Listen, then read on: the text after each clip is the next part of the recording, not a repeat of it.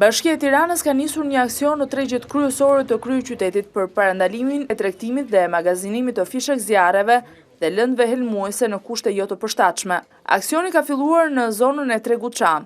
2 ditë pasi një magazin fishek zjarresh shpërtheu në tregun e Shumicës në zonën e qytetit të Nxënësve, duke shkrumbuar afro 20 subjekte tregtare.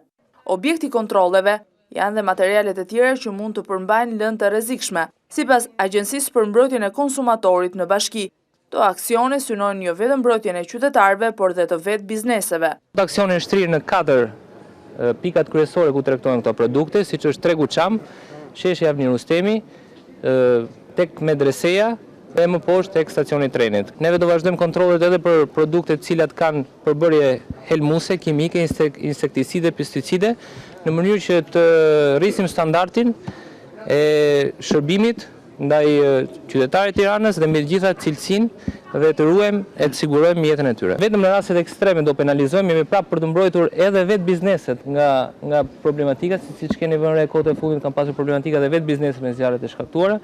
Nisur nga rreziku që mbar tregtimi i lëndëve plasëse në kushte të papërshtatshme, ky aksion është ndërmarrë në bashkëpunim me repartin e zjarrfikseve. Në ditën e vazhdimit së bashku me Policinë Bashkiake me Drejtorinë e Agjencinë e Mbrojtjes së Konsumatorit, neve do të vazhdojmë të rikontrollojmë të gjitha bizneset.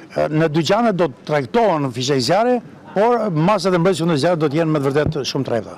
Gjithashtu Bashkia dhe Drejtoria e Përgjithshme e Shërbimeve Zjarrfikse do të bashkëpunojnë që në çdo rrugë të re të vendosen hidrant të posaçëm kundër zjarreve.